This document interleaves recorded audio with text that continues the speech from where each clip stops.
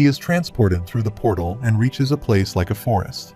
He looks at his surroundings and is sad that Sylvia has gone. He cries for her so loud that his voice can be heard all around. His mind swam with memories of his nearly 4 months with Sylvia. Sylvia had treated him like her own blood for a time that seemed both long and short. She taught him the things he had lacked since coming to this world. Suddenly, the portal again opens, and he hurriedly looks backwards to see if she is there.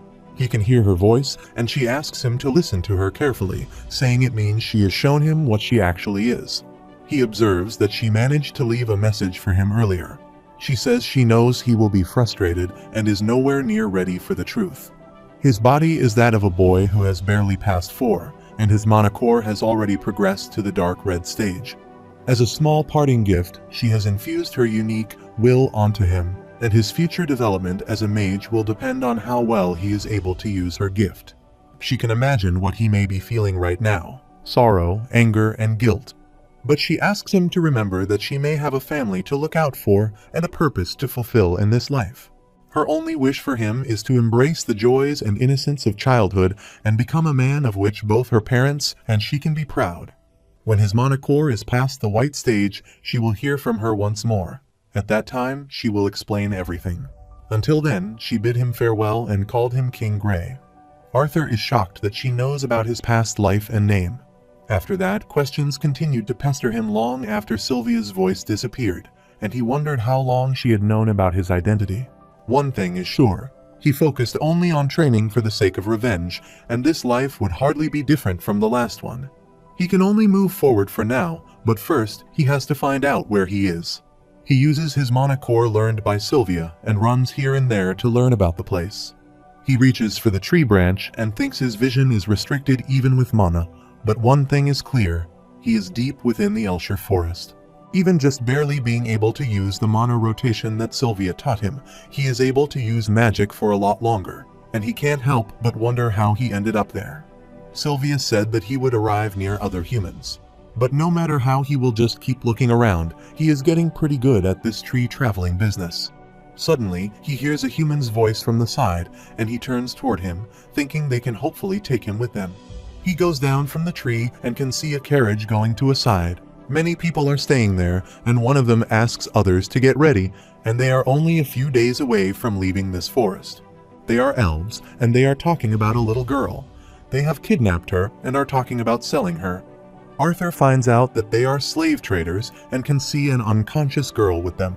He had no idea how those elves managed to get their hands on forest hounds, but he knew that getting one of them would be his best bet out of the forest. As for those slave traders, with all the things that happened to him lately, it looked like he would finally be able to let off some steam. He jumps from the tree because dealing with those slave traders first is the best course of action, but he can't strike immediately. Attacking all 4 of them head-on would be suicide even for him, so he decides to follow them. He waits for the best time and gathers his strength to make him move when their guards are down.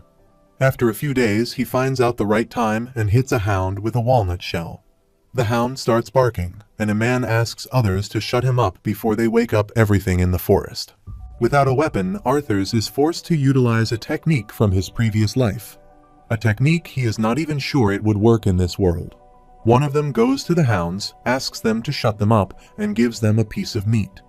In the meantime, Arthur reaches him quickly and attacks him with his full mana core. He has successfully defeated one of them and takes out his dagger, thanking him for the weapon. On the other hand, his companion is waiting for him since the hounds have been quiet for so long. He goes to see him when Arthur appears behind him and also kills him using his dagger. As expected, fighting is a lot hard and tiresome in this body, and he should finish this quickly while the last 2 can see. Suddenly, their companions come to look for them and call where they are. One of them feels someone's presence there and hurriedly reacts to take him down, but Arthur's speed is greater than him, and he quickly passes through him by attacking his legs. He cries in pain. When his companion comes to see him and asks him to stop, the child says he is a mage. He is shocked to see that the man is also a mage and says they don't want to accidentally kill the golden egg that just landed in front of them, and he might even fetch them more than the little girl elf. He appears from behind and is about to attack him, but Arthur moves swiftly and dodges his attack. He then hits him on his face and makes him angry. He fills the dagger with his mana core and tries to attack him, but he grabs the knife. He laughs, says he surely has some cute tricks, and asks him to catch his weapon, but he throws it toward him. Arthur dodges his attack and thinks he is faster than he expected. He falls to the ground badly and is about to approach him by calling him a bag of gold. He grabs him from his leg and asks him to give up, saying he can't do anything with his little body.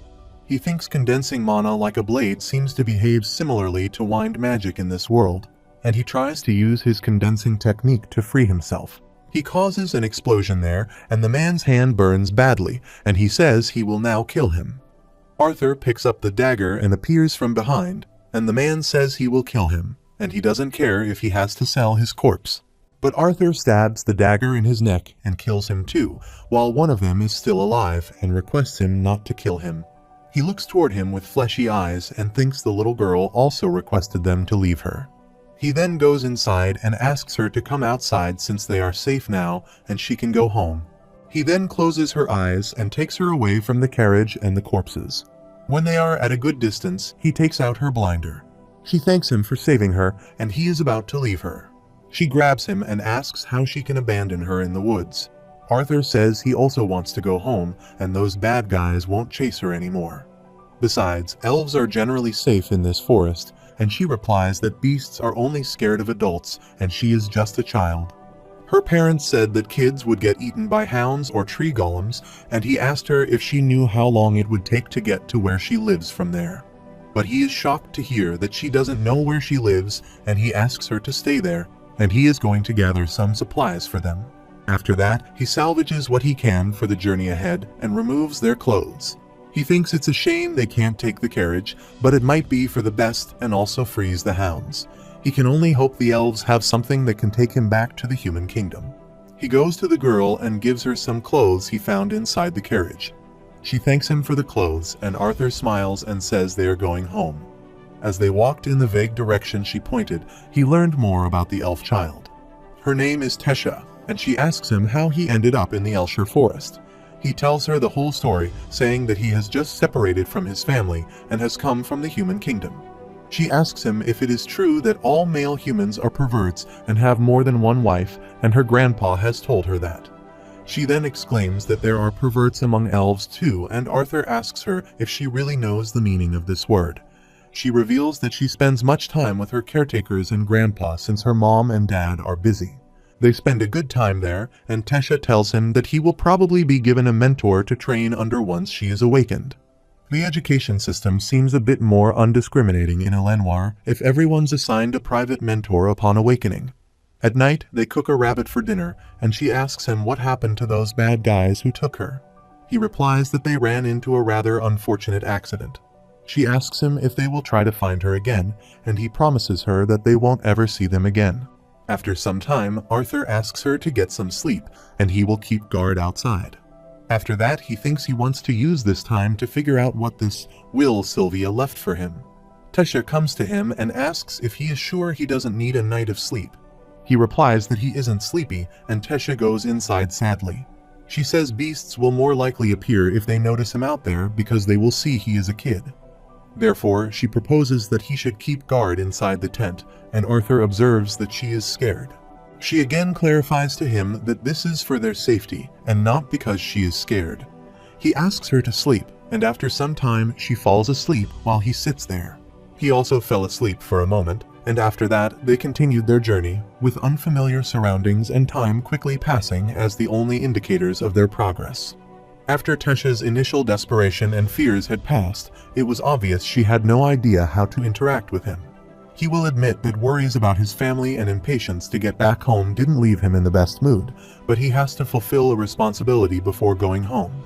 However, the thing that made the journey almost unbearable was the agonizing pains coming from his mana core that struck unpredictably. He feels so much pain, and Tesha comes to him and asks if he is all right, and he replies to her that he is fine. The same night, he again feels the pain in his chest, and the next day, when they are walking near a tree, a pair of hounds attack them. He just shows them his mana core, and they run away afraidly.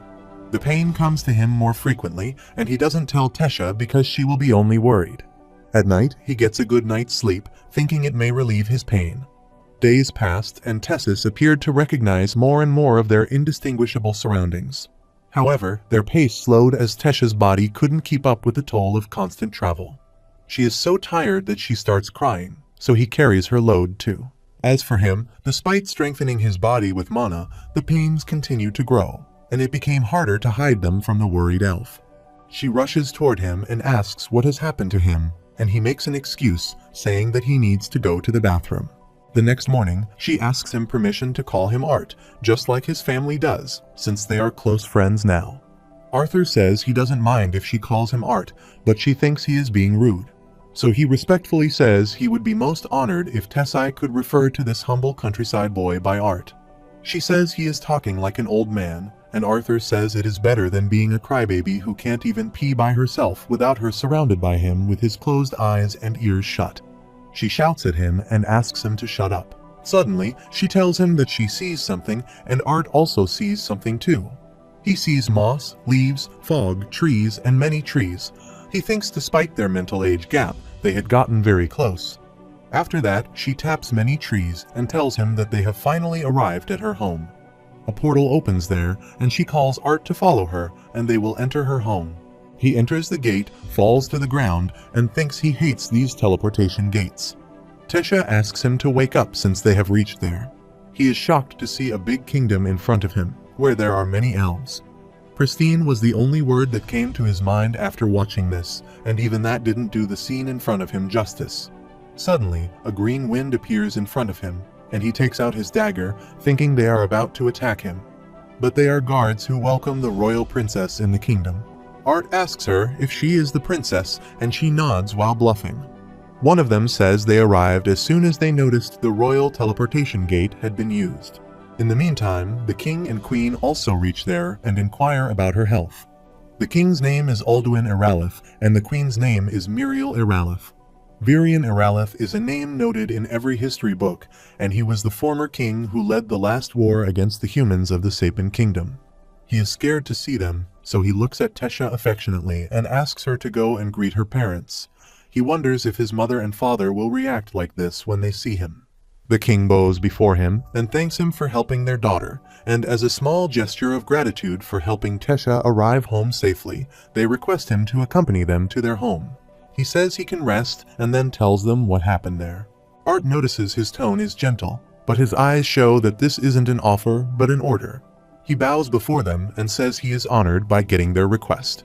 Suddenly, Tesha grabs his hand and asks him to go with him since there is a lot she wants him to see. After learning that Tesha was a princess, he somewhat expected an impressive castle, but this was beyond his expectations. She takes him inside the castle, and he wonders what sort of corny novel he had winded up inside. The queen orders the maid to take this child and get him washed up and into a room to rest. Arthur thanked them, but said he wanted to explain what had happened first. After some time, they sit at a dining table where they all want to listen to him. He gets up and introduces himself as Arthur Lewin, who is from a humble town in the kingdom of Sapin. It is an honor to be in the presence of the royal family. He was a little over the top for an introduction, but the discussion isn't going to progress if they treat him like a child. The king says that despite G claiming to be of humble origin, he seems rather mature and well-educated and now wants to hear what happened there. After that, he recounted his journey, starting with a vague account stating that he had gotten separated from his family after running into bandits. It wasn't a lit, but a half-truth and inevitable. As the story progressed to when he had run into their daughter, the atmosphere shifted. The king gets angry to hear about slave traders and says he should have known it was humans. He states that slave trading is a profession, not a race, and the guards take out their swords on this disrespect, but Grandpa forbids them. He asks Arthur if he saw the slave traders take his daughter, and if he negotiated with them or begged them for mercy. Art says that while he was a child, he was also a mage, and he eliminated the slave traders and rescued his granddaughter. The guard approaches him angrily and asks how he dares to spout such lies in front of the king, but Grandpa stares at him. He is scared and moves behind. Art gets up and says regardless of whether anyone believes him or not, Princess Tesha has been returned safely, and all he wishes for now is to return back to his family in Spain.